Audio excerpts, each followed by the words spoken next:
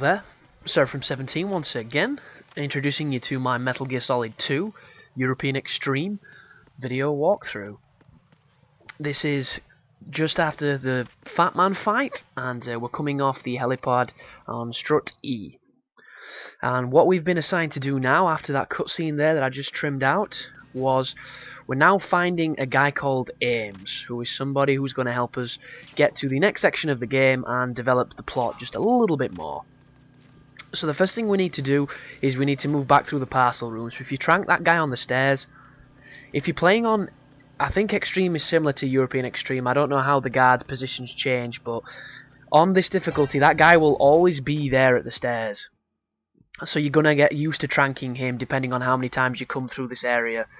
But he'll only be on the stairs in that position from the very start of once you enter the room, so just bear that in mind.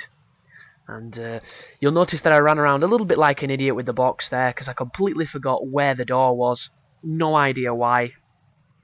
But this next room is filled with ciphers, and because I didn't want to waste bullets on them, I just threw the chaff, and then I just completely skipped the room completely. And you'll notice I'm not going towards the middle, towards the shell core, I'm going towards Strut F. And the reason for this is the disguise that we now have is not complete until we get the AKS-74U, which is one of the most hated guns on Black Ops, but on this game it's pretty shit. And the main reason it's awkward is because it's pressure sensitive and the Xbox pads aren't really set up for them. And the other way around that involves using one of the analogs, and it's really not intuitive, and it just makes aiming with the assault rifles a massive pain in the arse. So you want to be as careful as you can with that. But once you come into this room that you just saw me then, do not move any further forward than I did, or he will see you every single time. But there is the 74U up in the top corner, and we now have enough time to run all the way back up the stairs and exit this strut. Once again, if you're playing on an easier difficulty, the guards in those rooms will be slightly different, so you'll have to amend your strategy to bear that in mind. But back onto the connecting bridge, the ciphers will have returned, so you want to watch out for them. But if you shoot them in the camera, they will go down in one shot, and it's not too hard to do. The only problem is the aiming on this game's kind of weird, because not only is the sights kind of misaligned, but there seems to be a travel time on the bullets, so sometimes you almost have to lead your shots if something's moving, so just bear that in mind. But right there you'll notice I laid down, because there were other claymores on that bridge that I did not pick up, so just in case I made sure I did that. And just do not stop on your way across that bridge bit there, or you will fall into the ocean because of those trap panels. And I've never really understood what those trap panels are all about, if I'm honest, because it's like, why would you have something potentially deadly in the middle of, you know, your facility? It makes no sense, and it's a really gamey aspect of this game. But if you look in this locker here, you'll be able to find the suppressor for the SOCOM. Bear in mind, all these item placements are completely different on difficulties. That's the reason why at the start of the plant there was no M9 and so on and so forth. And that is one thing that I do believe Metal Gear Solid gets exceptionally well, the way that they change the difficulties.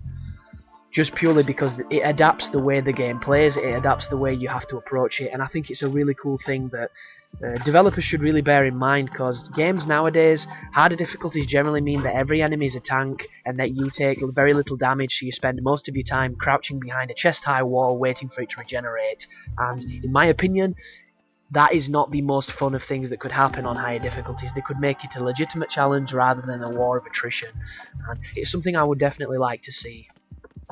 But this section here, a couple of tips. The only thing you want to be careful of is if you don't have the 74U on, you will get spotted. They'll notice that you're not right, especially if you go to this elevator. When you press this button on the elevator, make sure you've got the 74U, or the camera will make you and you'll have the alarm go off. The only other threat in this entire area is if you bump into a soldier, because when you bump into them, I think it knocks your disguise off. And I'm saying that off of retrospect from when I played it on the PS2, because I've never actually bumped into them while wearing the BDU on the Xbox version, but I'm pretty sure it'll knock you out of your disguise, so be very careful with that. And we're going to be moving into a slightly more crowded area here, so The camera is your worst enemy on this section. As you noticed then, it was a big old blind turn from, running towards the camera and having a guard in my face. So just take your time with this section, don't get too sloppy, and as a general rule, try and run towards the outsides of the corridors. That way, if somebody does surprise you and you do bump into somebody, you'll not bump into him physically, and that will help you. But there's magazines and stuff in these lockers if you want to get fancy with them.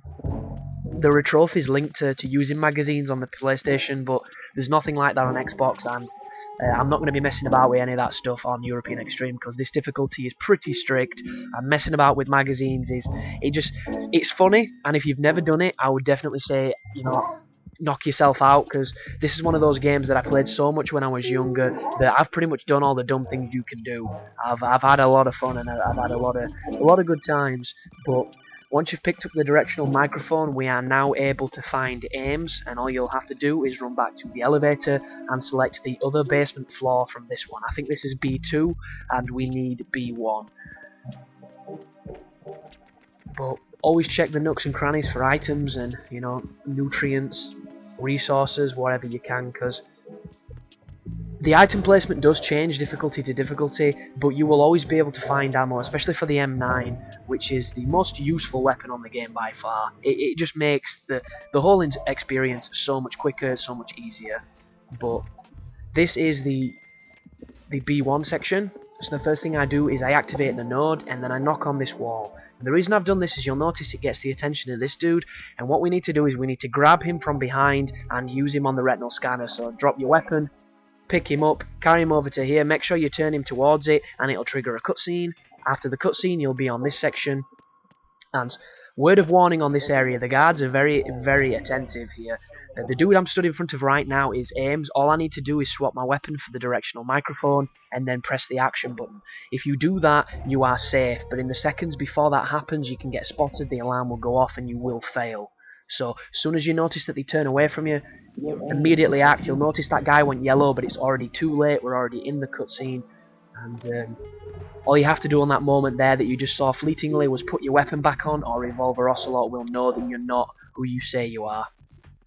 Not that it's much use, but all that's left to be done now is to flee from the central core, and because we've lost the top half of our disguise, the guards will now see you, you will set off an alarm, and you need to be extra careful. So the order of the day is to pretty much tranquilize everybody from here on out until you get out of the shell. So out of the core, should I say, because you don't get out of the shell to the end of the game. Couple of tips with the elevator too. If you bash the button when you're pressing it, it will make the elevator come to you quicker. It's a little technique that was on the original Metal Gear.